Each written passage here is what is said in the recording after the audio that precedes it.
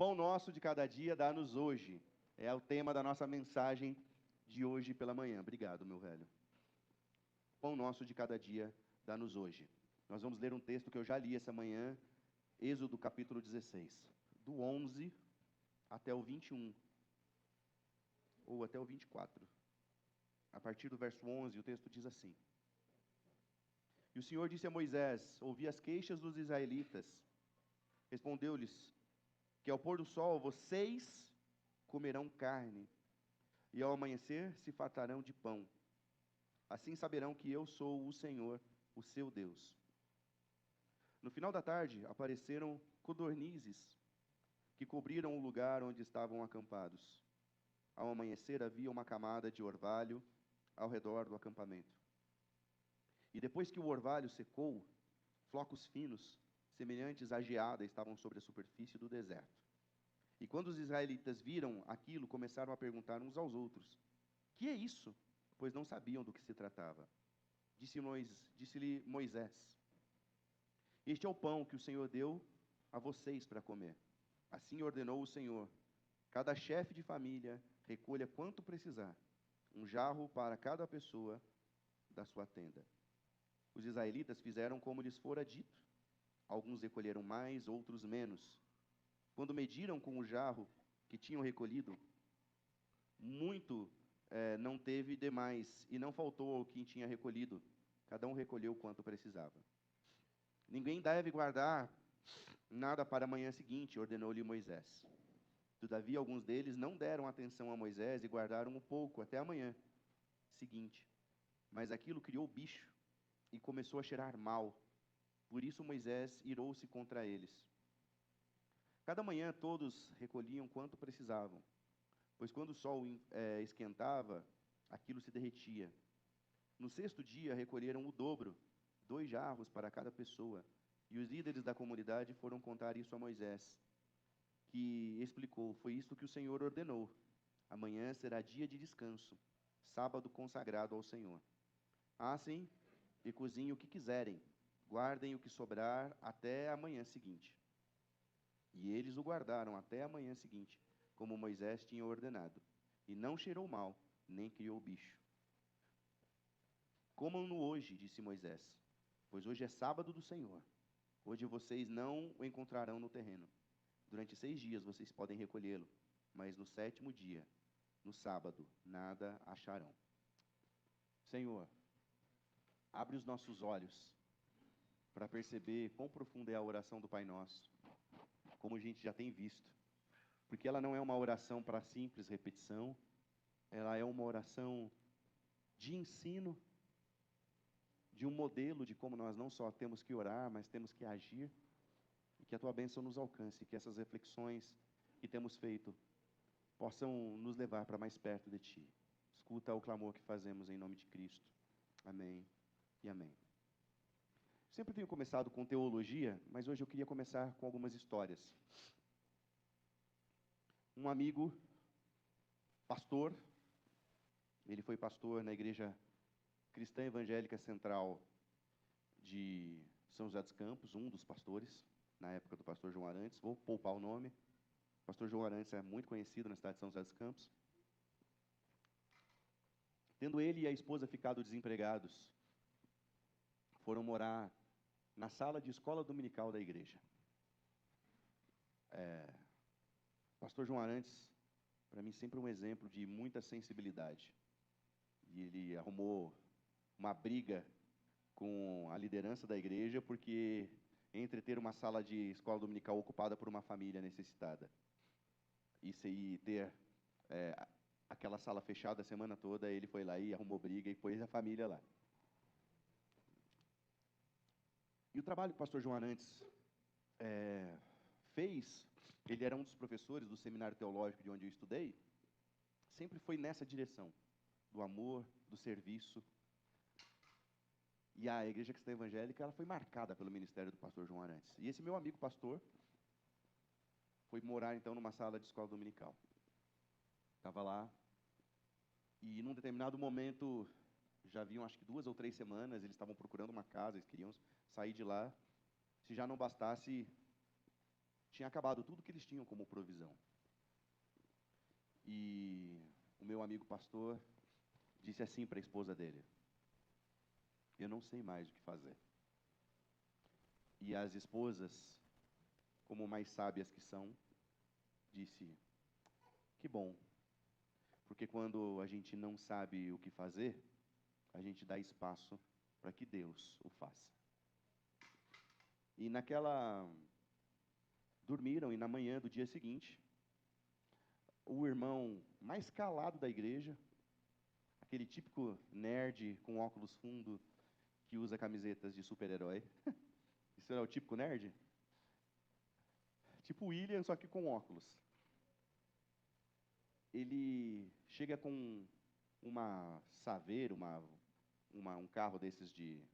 lotado. E a esposa começa a chorar, meu amigo começa a chorar, eles tinham duas crianças pequenas. E eles começaram a chorar porque eles não pediram para ninguém, eles não se queixaram para ninguém. E Deus ouviu a oração daquele meu amigo naquela noite. E à medida que eles desciam todo aquele carregamento de compras, não só tinha o básico, aquilo que era necessário, mas o testemunho do meu amigo é de que haviam coisas naquela compra que ele nunca tinha experimentado na vida. E ele falou: eu aprendi a confiar em Deus diante da necessidade. Então essa é a primeira história que eu queria partilhar com vocês. E eu vou contar algumas no decorrer dessa pregação. Mas o que me chama a atenção é que existe uma tensão entre o pão e entre o tempo. Existe uma tensionalidade que beira o conflito. E isso simbolicamente no nosso coração, entre o pão e entre o tempo. Por isso, a expressão é: o pão nosso de cada dia dá-nos hoje. A expressão não é: o pão nos dá, ou obrigado pelo pão. A expressão está dizendo: o pão nosso de cada dia dá-nos hoje. E essa expressão é riquíssima, porque nessa história que eu acabo de narrar para vocês, a primeira ênfase que eu poderia dar é na pluralidade. Algo que o Giovanni já partilhou essa manhã. Que o pão não é meu, assim como o Pai não é meu. O Pai é nosso e o pão é nosso. É interessante como a gente viveu um processo de transformação social que nos levou para o individualismo profundo, para o egoísmo profundo. Em psicologia e em psicanálise, nós chamamos para o narcisismo profundo. E como as pessoas hoje, elas estão indo para comunidades de fé para resolver o seu próprio problema. Elas não estão mais dispostas a estarem em comunidades de fé para ser parte de uma comunidade de fé. Mas elas estão hoje indo a comunidades de fé para usufruir do que aquilo que aquela instituição pode dar a eles. Eu me lembro, quando fui pastor de uma instituição mais antiga, de que alguns irmãos chegavam ao extremo de dizer que eles pagavam o dízimo.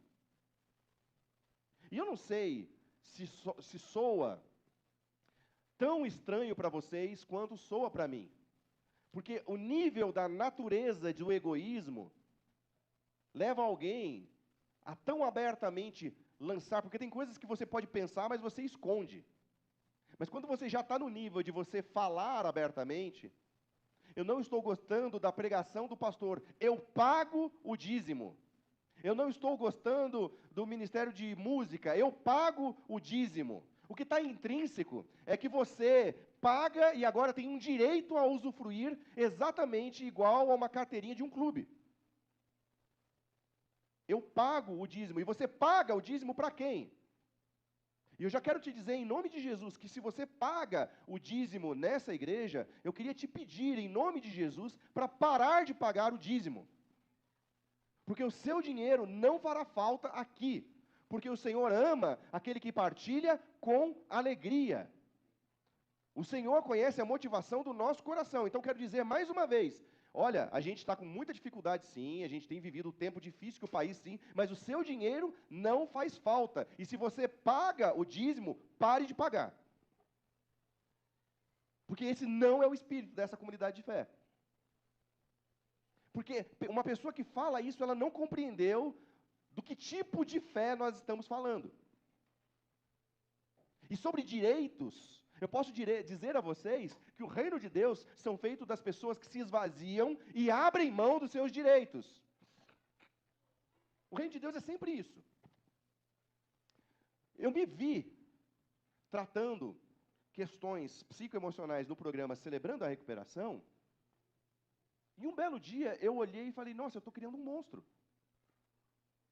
Eu estou criando um monstro porque eu comecei a criar, dentro da pregação, talvez não do programa, mas na minha própria, pessoas tão ensimesmadas que elas não compreenderam que elas faziam parte de um todo que era muito maior. E este é justamente um distanciamento que eu gostaria de ter de algumas comunidades evangélicas que fazem parte, estão em todo lugar, inclusive dessa cidade. Nós parecemos iguais, nós parecemos evangélicos, mas nós, neste sentido, nós não somos. A parede preta não quer dizer nada, tá, irmãos? A parede preta é só porque a fotografia fica melhor, só isso. Mas o dia que quiser pintar de branco, continua branco. Quiser pintar de cinza, o dia que quiser pintar de verde, inclusive eu acharei muito mais bonito, mais fotogênico para nós. Mas não quer dizer nada. Porque isso é justamente a religião. A religião, ela se suporta onde? Ela se suporta num sistema. Porque, por causa da religião, você precisa bancar uma estrutura. E aí você precisa se mover por meio de uma estrutura. Essa estrutura, ela é baseada num templo.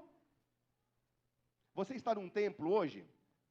Tem alguém aqui que acredita que está num templo hoje? Amém. Já aprenderam. Nós não estamos num templo. Sabe, templo batista bíblico, sabe aquela denominação? Você vê que o nome é equivocado. E eu não estou falando mal da denominação, que inclusive é muito boa, mas na hora de nomear, a pessoa não pensou nisso. Nós não estamos num templo batista, porque o templo é o seu próprio coração. Jesus falou isso com a mulher em Samaria, não é em Gerizim, não é em Jerusalém, é em espírito e é em verdade, conforme o seu próprio coração. Então você não está num templo. E aí, rapidamente, meus irmãos, quantas igrejas nós conhecemos, e eu vou me poupar de falar nomes, está sendo gravado, começaram bem o seu ministério e terminaram mal o seu ministério por causa do templo, por causa da estrutura. Alguns de vocês vieram de algumas denominações assim.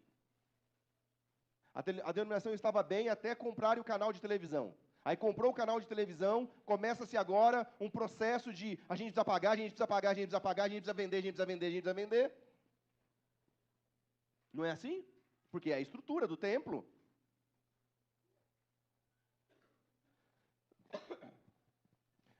Algumas igrejas, irmãos, estão vivendo o fenômeno da multiplicação. Acho lindo, maravilhoso.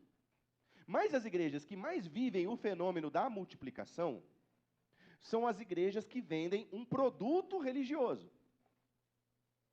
Então, tudo é feito para agradar o frequentador que está nessa estrutura de fé. Como que o pastor sabe disso? Primeiro porque eu estudei isso, tá? No seminário teve aula disso. Sobre como tem que ser o estacionamento, como que tem que ser a estrutura da igreja, como que funciona o sistema da célula para que haja a multiplicação na célula. Eu sou contra a multiplicação? É óbvio que não, meus irmãos. Eu sou muito a favor de que haja multiplicação. Deus nos chamou para ir multiplicar. Mas não a qualquer custo. Por quê? Porque nós já somos mais de 50 milhões de evangélicos no Brasil. E a gente percebe, obrigado, mano, a gente percebe que não há coesão, não há conversão, há pessoas para serem servidas e não para servir. E isso para mim é assustador. Por quê? Porque não entenderam que o Pai é nosso e o que o pão é nosso. Não entenderam. Então, o pão nosso de cada dia é você compreender que existe um momento de que você ora, e você ora na confiança de que Deus vai te servir nas suas necessidades. Amém. E é por isso que Jesus fala: não andem ansiosos por coisa alguma, pelo que vocês vão comer ou pelo que vocês vão vestir. Olha para as aves do céu, olha para os lírios do campo. Eles não plantam, eles não colhem, eles não ajuntam em celeiros, eles não costuram, mas olha, o Pai Celestial cuida deles, e do mesmo jeito que cuida deles, vai cuidar de vocês. Mas existe um segundo lado, que quando você entende que o pão nosso de cada dia dá-nos hoje, existe também a esfera de você ser a resposta da oração do seu irmão. Então, existia alguém na cristã evangélica central, há cerca de 20 anos atrás, que ninguém dava nada, porque os nerds costumam ser silenciosos, eles passam desapercebidos, aliás, eles nem gostam de ser percebidos. E de repente, esse cara em oração, porque não houve um pedido direto, esse cara em oração, Deus revelou que aquela família estava em necessidade, e ele então se propõe a partilhar o pão nosso. Ele já entendeu que o evangelho não é sobre ser servido, é sobre servir. Servir e dar a vida por muitos, é isso que Jesus fala que é o evangelho. O evangelho é servir e dar a vida pelos outros. Não é sobre ser servido, é sobre servir. Essa menina é tão simpática comigo que ela pode, tá? Os outros bebês não podem, mas ela pode. Deixa ela aqui. Olha a cara de séria. Vocês estão entendendo, gente? Então, existe uma mudança na dinâmica da igreja. Me falavam antigamente, mas qual é o problema da igreja se transformar numa empresa? A nível de organização, de você captar aquilo que é bom, não acho que exista algum problema. Mas quando você diverge no espírito, você inverte o sentido. Porque um encontro que devia ser teocêntrico e nós juntos servirmos a Deus, passa a ser antropocêntrico, em que tudo tem que girar a meu favor. E o problema não está só no encontro dominical. O problema está no que aquilo que o encontro dominical está formando na minha mente, está formando no meu coração para a minha segunda-feira. O problema não é só o encontro de domingo. O problema é na segunda-feira. Porque esse mesmo irmão, na segunda-feira, ele vai brigar por causa da vaga do estacionamento. Esse irmão, na terça-feira, ele vai brigar na fila do banco. Esse irmão, na quarta-feira, ele vai desprezar alguém mais pobre do que ele. Esse irmão na quinta, vocês estão entendendo? Porque ele não entendeu que é pão nosso. Ele não entendeu que é pai nosso. Porque para ele é tudo pai meu. Tenho dito a vocês, irmãos queridos, que existe um perigo na música contemporânea. Eu não estou lançando fora que está tudo ruim. Mas como nós cantamos músicas na primeira pessoa. Senhor, te quero. Uma música que eu gosto muito, mas é te quero. Não é nós te queremos, é eu te quero. Olha para mim, eu preciso do teu olhar. Isso é um tipo de evangélico que não traz crescimento espiritual, não traz maturidade para as pessoas. São infantis, são infantilizados. Você vai estudar um pouquinho que seja de psicologia e você vai descobrir que o narcisismo está relacionado a uma infantilidade psíquica. Qual é o nome dela? Eu esqueci o nome dela. Hã? Ivy. Nossa, que nome mais. A Ivy. Que nome mais moderno. Ivy. Olha aí, ó. A Ivy, ela acha que o mundo gira. Então ela não tem conexão. Ela não consegue fazer os... Ela tá vendo? Ela participando da minha pregação, tá tudo bem. Ela não consegue fazer as sinapses de que ela... Nem tudo é sobre ela, porque a Ivy está no tempo da vida dela que realmente tudo é sobre ela. Ela, quando ela está com fome, ela chora. Mas essa coisa do crente de 15 anos, de 20 anos de igreja, olha para mim, porque eu preciso do teu olhar. Gente, pelo amor de Deus, se constrói uma sociedade doente. Doente. Porque é tudo sobre vocês. Então é pão nosso, é pai nosso. E quando é nosso, é nós nos lembrarmos de que nós somos nação santa, povo adquirido, sacerdócio real.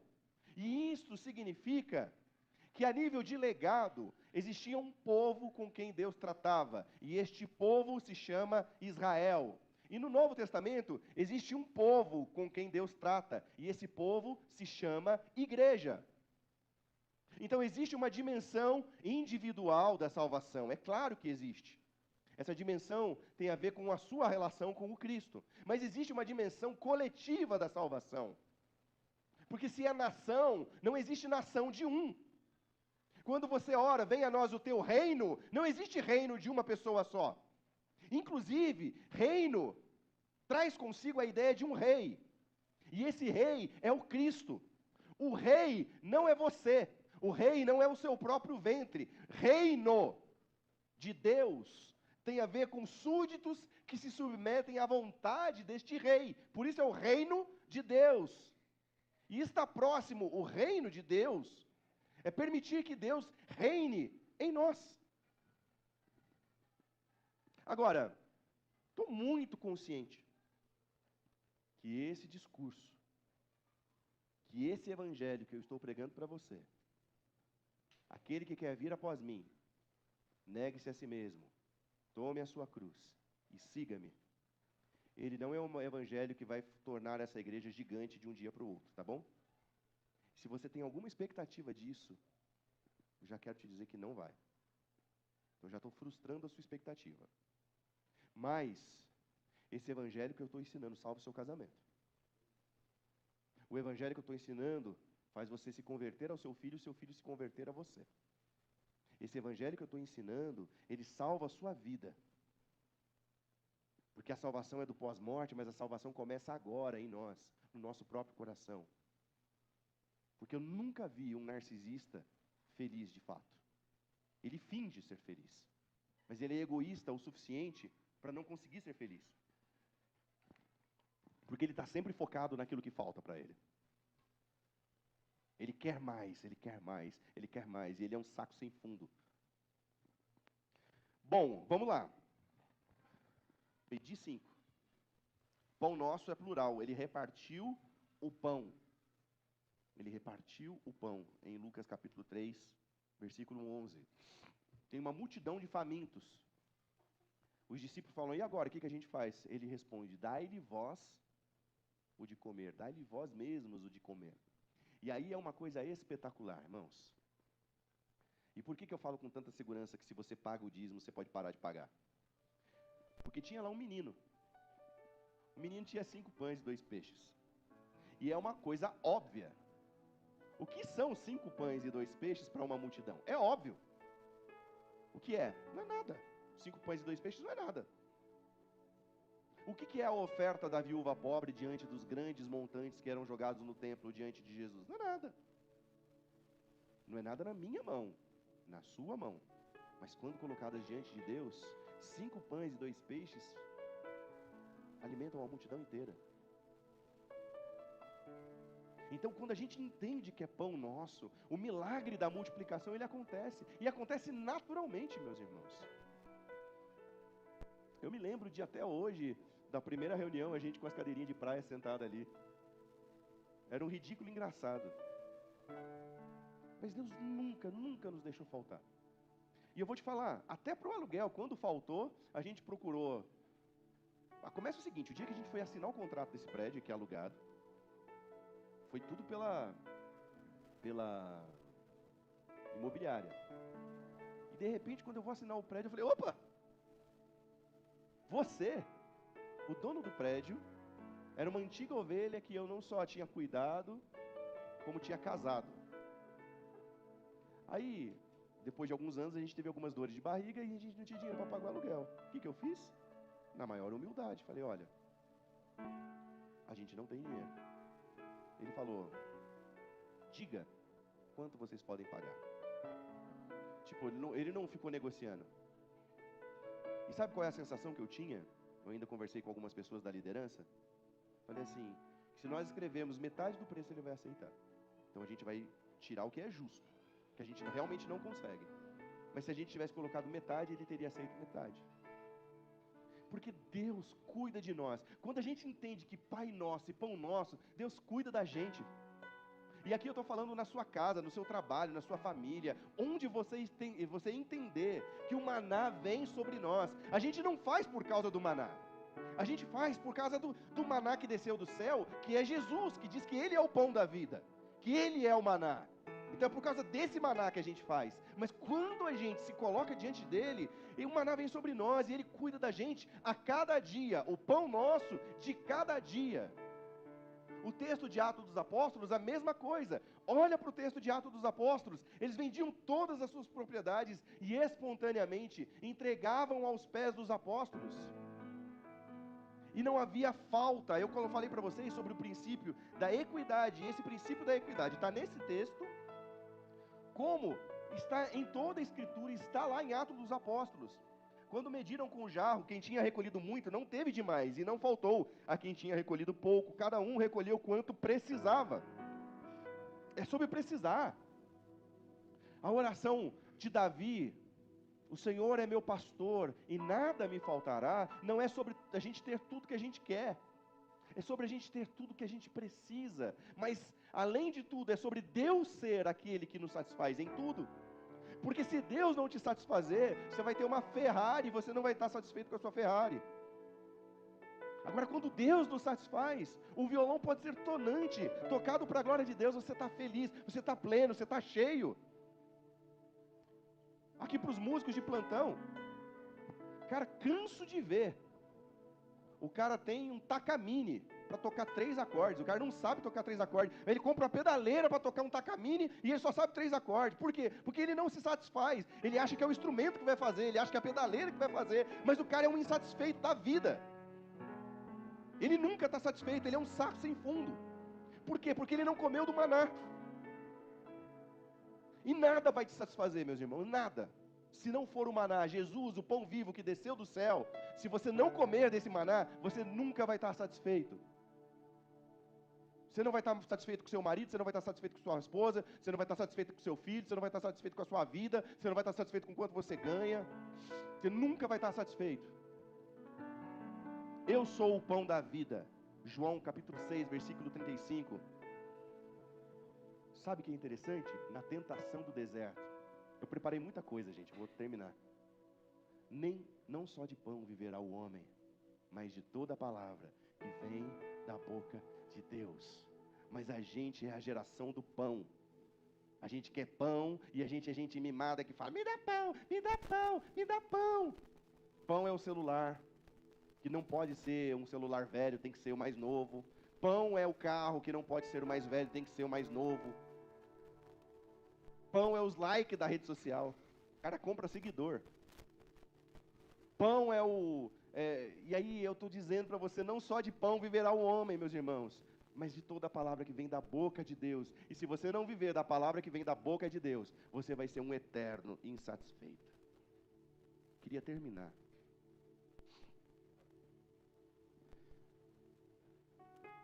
A palavra que Jesus nos diz para referirmos a Pai é Abba. É uma palavra que tem origem no aramaico, Abba. Mas se você for pesquisar entre os rabinos, eu não sei se você já fez essa conexão. O filho, antes de falar mamãe, ele fala mamá. Mamãe e mamá é da mesma origem. Porque ela, ao mesmo tempo que ela quer mamãe, ela quer mamá. E a palavra Abba, segundo os rabinos, Av, é o balbuciar de uma criança que depende completamente do seu pai. É o balbuciar, Abba, pai. Então é mais do que uma palavra carinhosa. É ter Deus como pai e acreditar que do mesmo jeito que eu amo o João, do mesmo jeito não, infinitamente mais, porque eu amo o João. Tem coisa que mais me deixa feliz é ele pegar a chave da minha moto para... Eu baqueado, faz um mês que eu estou baqueado. Não tem Não tem um dia ou 2 dias que passe que ele não fala: pai, vamos brincar de luta, né? Testemunha. Vamos brincar de luta, vamos brincar de luta. Brincar de luta é o seguinte: não estou ensinando vocês não, tá? É o meu jeito de amar o meu filho. Fecho a porta do meu quarto, boto o som mais pesado que eu puder achar, desliga as luzes e saio no fight com ele. Brincadeiras de menino. Mulheres não entenderão. Não mesmo, mas vai. Eu sou amarradão no João. Mas eu vou dizer para vocês que Jesus, que Deus é muito mais amarradão em mim do que eu sou amarradão pelo João. Deus é muito amarradão em mim. Agora, eu sou amarradão no João, mas ele tem que ir para a escola. Ele vai aprender. E lá na escola, vai ter alguém que não vai ser amarradão nele, que vai dar um tapa na cara dele. Vai ter uma menina pedindo para beijar a boca dele. Você acredita nisso?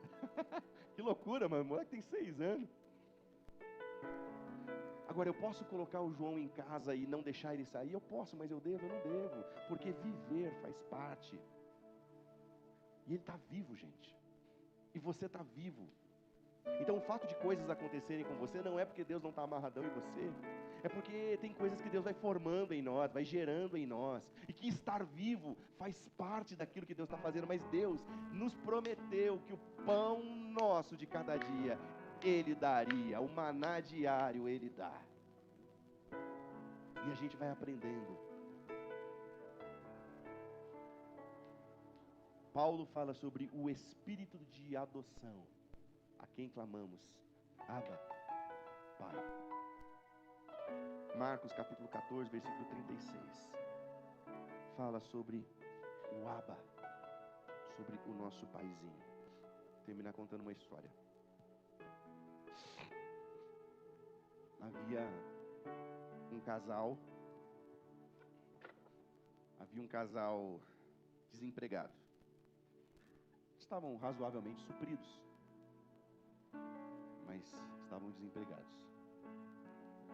E aí ia acontecer um encontro de casais. Não é encontro de casais da igreja, mas sabe quando 5 casais de amigos iam se encontrar? E aí, pensaram no mais barato. O que é o mais barato? Frango. Então cada um leva um frango. E aí, eles com vergonha falaram em não participar, porque eles não tinham frango. Eles não quiseram falar para os outros casais que eles não tinham, mas eles não tinham frango. E quando eles chegaram em casa, um vizinho de porta, que era dono de um mercadinho do bairro, um cristão, que havia descongelado um frango. E aí quando o frango é descongelado, você não pode congelar ele novamente, que ele estraga. O nome disso é frango resfriado.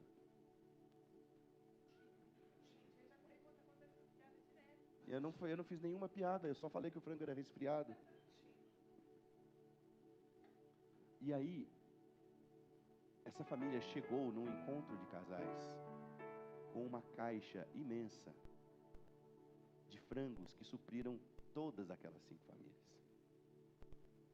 Porque é assim que o Pai cuida. O Pai cuida. Você está com problema no seu casamento? Entrega para o Pai, que o Pai cuida. Aprenda, venha a nós o teu reino. Entrega para o Pai, que o Pai cuida. Oi, beleza. Então é esse aqui, ó, esse pode. Entrega para o Pai.